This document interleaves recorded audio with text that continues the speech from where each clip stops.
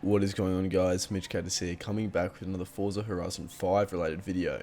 And today's video will be talking about one location that may have actually been revealed and confirmed to Forza Horizon 5. Alongside, we're talking about some information as to what could be included in this map, the location and specifics regarding that, alongside with when we can expect Forza Horizon 5 to come out, and overall what new cars we could expect, and how many of the current cars in Forza Horizon 4 we may anticipate will be converted over to Horizon 5, or if we may miss out on any and they may stay in Horizon 4, like we previously saw with Horizon 3, where we didn't see Tesla or Rolls-Royce as manufacturers actually come into Horizon 4 for actual reasons that were not quite yet clarified. Now, of course, if you guys would like to stay up to date with any sort of Horizon 5 updates, most of the people who are watching this video will not already be subscribed, so be sure to go in and do so, guys. It only takes a couple seconds and helps me out a bunch, and will also keep you notified for any sort of Horizon 5 updates and other Forza Horizon 4, or when 5 comes out, glitches, tutorials, and giveaways. And also smash the like button while you're at it, and for more information about MitchCactus.com regarding our modded accounts, feel free to click on that link at the top of the description below for all information on site. And guys, pretty much this video will be talking about the USA and the possibility of it coming to the USA, alongside talking about some information that was essentially leaked through a potential trailer that we saw previously. Now, of course, there has been some talk about, due to the new Xbox Series X coming out, as a possibility of them making it so there would actually be a largest map out of any Horizon 4 game ever made. This is talking about since the Xbox Series X is now compatible, or at least capable of being able to satisfy the characteristics or components required to be able to launch and actually load such a large map that has such high or extensive capabilities. The Xbox Series X, or at least PCs, are deemed to have been capable of doing so. Now, of course, if we see a large map like this, it would pretty much be able to satisfy all criteria that the fans are wanting. Now, with the exception of it being in Japan, but pretty much it would satisfy all elements of being able to have all 4 seasons integrated, possibly where all seasons are actually divided up through the map if it is so big, where some parts of the map will be in summer, some will be in winter, and this will interchange, or at least be interchangeable. And this would pretty much satisfy anyone who doesn't want it to always be in winter, and for those who still want to have that winter off-roading country setting type vibe in different sort of areas of the map at different times that would change consistently. Alongside with, of course, California being one part that would be inclusive of this, which of course would include areas such as the Golden Gate Bridge in San Francisco, and of course Los Angeles. Now, we could expect that, of course, they wouldn't literally be able to do the entire map, as it would be way too big, or the entire of USA, but we could see certain characteristics or key parts of USA compressed and fit into this map. It wouldn't quite look like the American map, but it would definitely be an estimation, or at least a downsized version of the US, where all our favorite parts, or at least in the car community's favorite parts of the map, are retained. Now, a lot of people think that just because USA is going to be the map location, or could be the map location, as was evident by a trailer that it came out, which wasn't entirely confirmed, but it did indicate that it would be in the US. A lot of people think, oh, well, that means it can't be in Japan, I don't want to play the game, etc. Well, guys, of course it doesn't mean it won't be in Japan, but it doesn't mean that all characteristics that people are looking for, or at least are favorable from Japan, would not make the cut.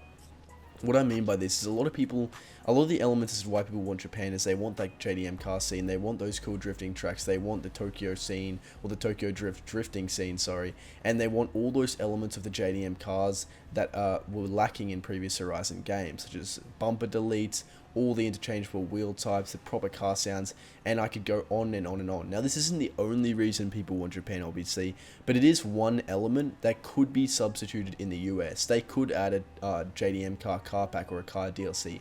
They could add a DLC that would allow for another map that is a sortified or simplified variant of Japan, or at least a Japan Tokyo drift scene.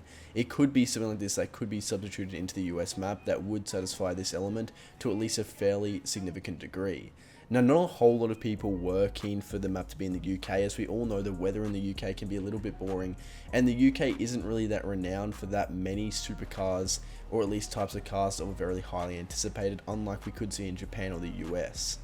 But yet, despite this, it was still a pretty enjoyable map, although the longevity wasn't quite there in the game, as it kind of has declined in popularity fairly exponentially over the course of 3 years it's been out almost. However, it still was a pretty fun map. There was still a lot of possibilities to what you could do, and I feel like a bigger map in the US where they'd be able to do so through the new consoles and PCs, etc., would only further extenuate this ability. They could add that longevity, they could add DLCs that satisfy everyone's criterion for what they might want to see in Japan, and would also satisfy those American fans. Now, in terms of when we could see this game, it was eventually, actually, there was one credible author who made essentially an article talking about how it could be seen in 2021.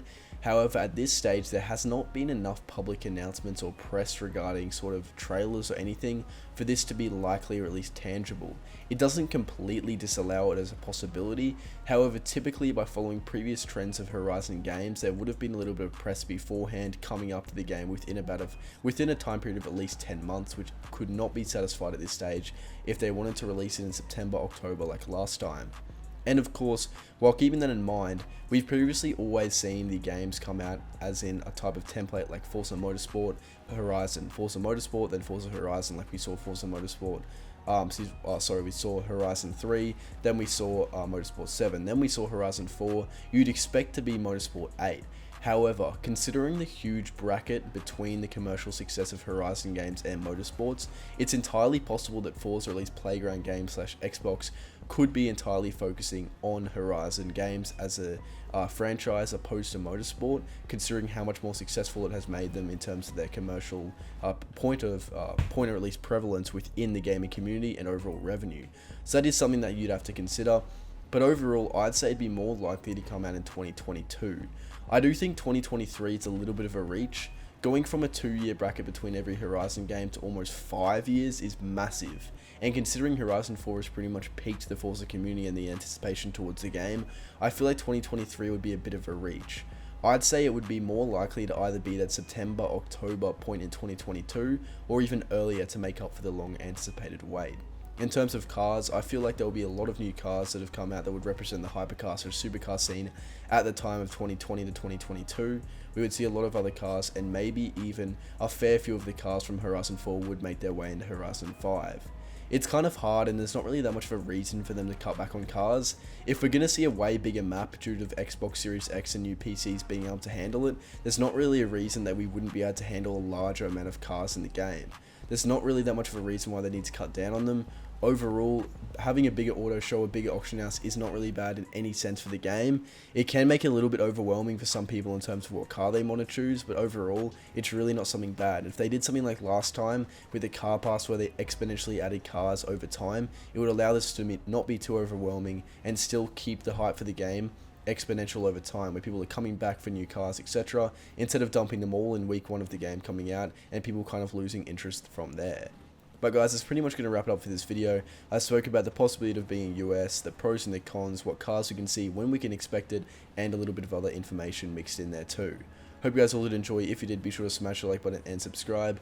And feel free to comment where you want to see the game, as I'm really interested. Do you guys want to see it in US? If you do want to see it in Tokyo, would you be upset if you saw it in US, even if they added some of the DLCs or make it have those type of Tokyo drift vibe characteristics in JDM cars? Let me know in the comments down below, guys. But I hope you all did enjoy. Thank you so much for watching.